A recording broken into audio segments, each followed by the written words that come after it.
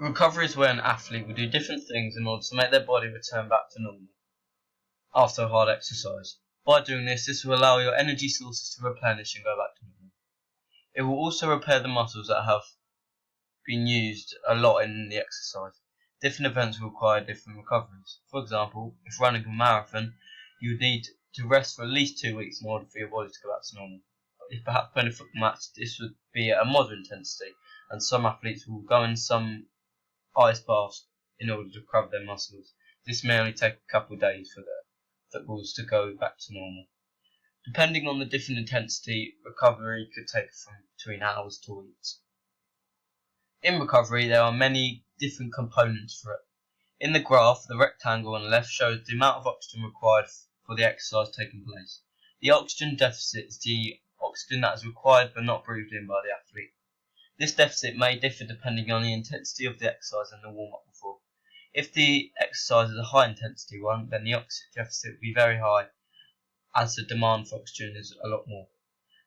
As this graph is based on a steady state exercise, then it will be a submaximal exercise and the deficit would not be as high. Ways to lower oxygen deficit is to warm up. Warming up will increase the amount of oxygen in your body and your system before the exercise even started, so you will not need as much oxygen.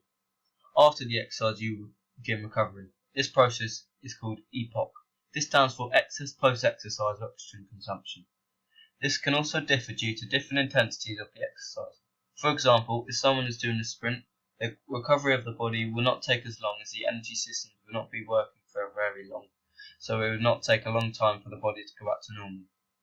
However, if someone's doing a marathon, they could be running for up to 5 hours, meaning their body will be working outside of its comfort zone for a long time, meaning it would take a long time to recover from it. As EPOC is the recovery component, it is split up into two. Fast lactic acid component and slow lactic acid component. The fast component is the upper part of the EPOC on the graph near the beginning of the recovery. This needs an extra 1 to 4 litres where it resynthesizes ATP and will give myoglobin more oxygen. This lasts around 2 to 3 minutes, however in the first 30 seconds, almost 50% of the PC will get synthesized and the next 50% will take a whole 2 minutes. The slow component is after the fast component. This process is longer and requires around 5 to 8 litres of oxygen. The job is to remove lactic acid and keep temperature and ventilation quite balanced. This recovery could take up to hours if perhaps you are doing a low intensity exercise such as a marathon. However, the process works to reduce lactic acid by the lactic acid becoming pyruvic acid again. This is basically the opposite of the glycolytic system.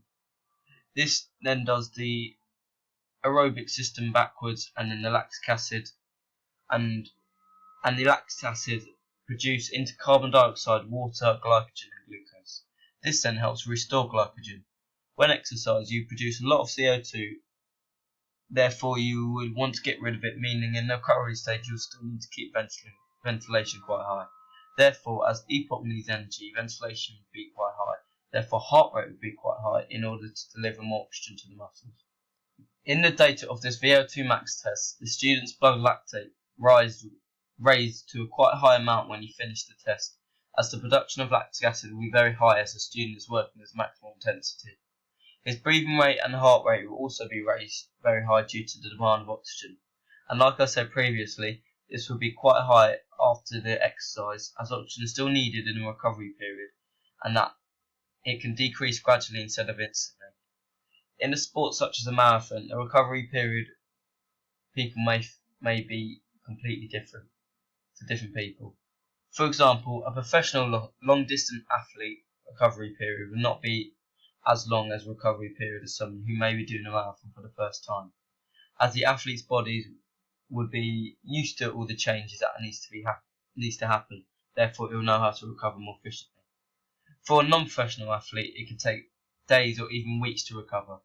Every energy system is used in a marathon, where the aerobic system would be the dominant one, where most carbon dioxide gets produced, meaning it will still need to get rid of in the recovery period, which is another reason why ventilation still needs to be quite high. There are many ways to aid recovery, and one is an active cool down, or known as a warm down. This is where you perhaps stretch or walk around in order for your body to gradually reduce ventilation and cardiac output. It still gets your blood moving around your body, as the skeletal muscle pump will still be working, pushing your blood back up to the heart. If you're at rest after an exercise, then your blood will not be moving efficiently and could cause stiffness. It also helps remove lactic acid and CO2, as your ventilation will still be quite high, meaning expiration will be a bit faster than if you were at rest, meaning you can release more CO2. Therefore, an active cool down will be a very beneficial way for your body to go back to normal. DOMS stand for delayed onset of muscle soreness. Most athletes feel this after an exercise, and things like active cool down can reduce this. DOMS could be damaged muscles which are stimulated by pain receptors and can cause discomfort, which means stretching your muscles is another great way to recover. This would reduce soreness and will help the muscles keep strong and gradually go back to normal contractions if helped stretch so they don't get stiff. Finally, many professional athletes do an ice bath to help recover their muscles. This really helps the soreness of the muscles and helps with inflammation on the muscles by having such a low temperature. The low temperature also gets rid of the heat in your body. So as a result, there are many ways different people can use in order to aid their recovery, where it could be physical movement or sitting in a very ice cold bath.